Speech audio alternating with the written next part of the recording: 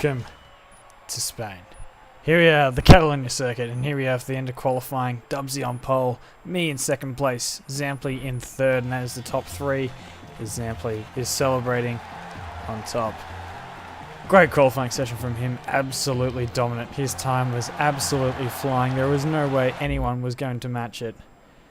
Apart from here, when Dubsy could not quite get into the second stage of the race where we transfer into the race room, and he was abruptly disconnected there. Unfortunately, with the race league rules, there are no rolling restarts, so we ended up starting without him. As you can see in the top right corner, and right on your screen right now, he's definitely not there, and he's definitely unhappy about the situation that is unfolding in front of us here. So I've been promoted to pole, even though I'm still in the second spot on the grid. It's a bit weird, but Zampli right behind. He'll be looking to get a great start here. There's a fourth light, the fifth. They're out, and away someone else goes because I'm completely stuck there. Horrible shift into the third.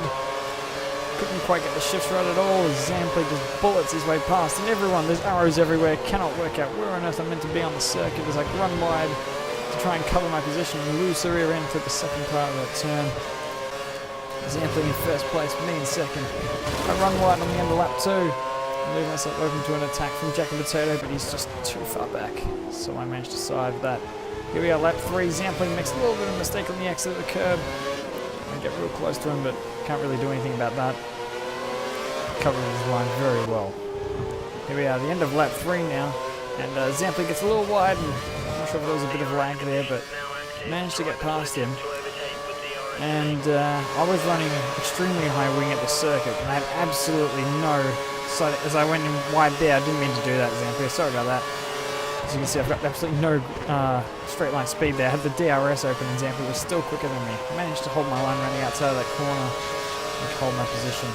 Here we go, lap 5. Pretty much the exact deal again. I tried to leave space, but I think we got a little bit too close there.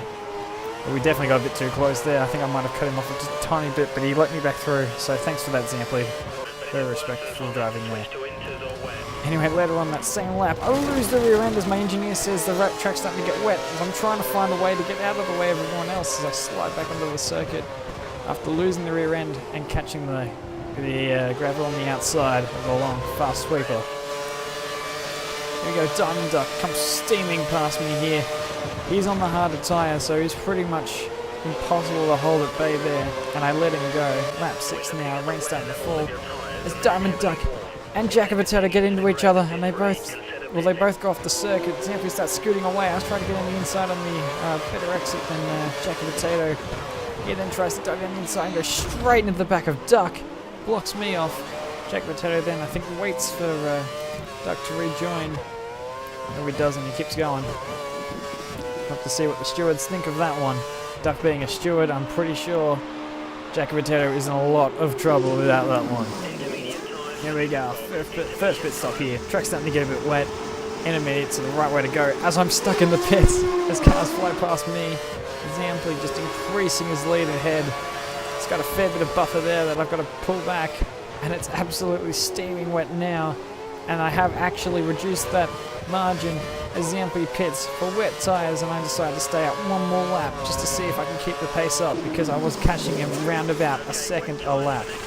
Now pitting for wets, this is the lap straight afterwards.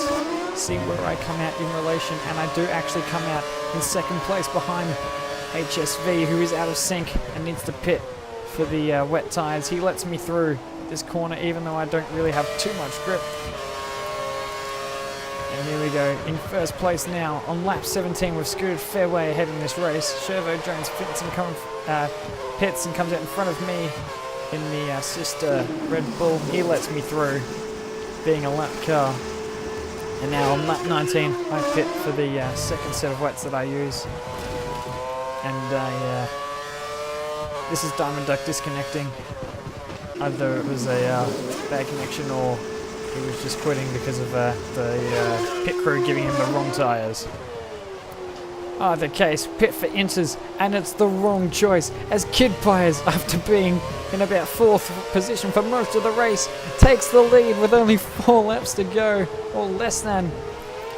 And what a drive for him. Absolutely mastered it here. The top three all picked inters when it was the wrong choice, and Kid Pies is steamed from fourth all the way to take the win.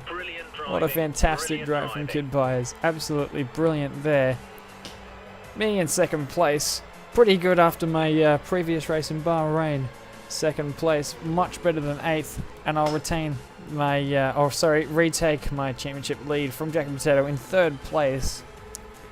HSV in 4th, Zampli in 5th, Cartoon in 6th, Marty Murphy in 7th, 8th for Shervo, my teammate, 9th for Diamond Duck, and not starting the race, Dubsy in 10th place. No points for him. And it's after this race, his 42nd of his RB career, Kid Pies finally takes the top step and wins his first race. Fantastic job. Well done, Kid Pies. Absolutely brilliant job. You should be absolutely delighted with that. And that's all we have time for today. Thanks for watching, everyone. Tune in next week for the gamble that is Monaco. Anyone can win it. And I'll catch you all then. Goodbye. We know now I'm not your best friend, broke all bounds, I'll make it up to you. To you. I shoulda, I woulda, I coulda, but I didn't.